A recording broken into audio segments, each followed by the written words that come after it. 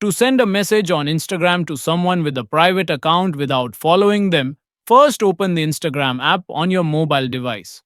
Once you're on the home screen, tap on the search icon located at the bottom left of the screen to open the Explore page. In the search bar at the top, type the name or username of the person you want to message. As you type, suggestions will appear. Tap on the correct name to open their profile.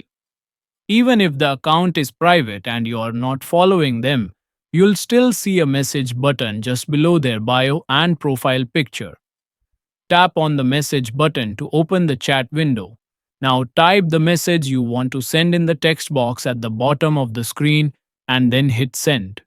The message will be delivered as a message request and the person will be able to view and accept or ignore it. That's it. You have now successfully sent a message to a private Instagram account without needing to follow them.